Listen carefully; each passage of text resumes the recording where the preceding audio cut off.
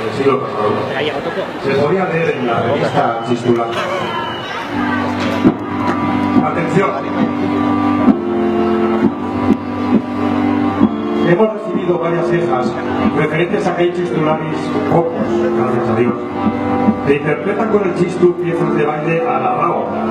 Y lo que es más grave, consienten que mientras ellos tocan, se baile de esta manera. Esto es totalmente reprochable. Que te está grabando.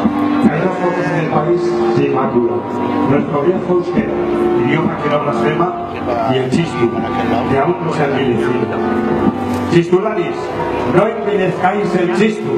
Mira, ¿no?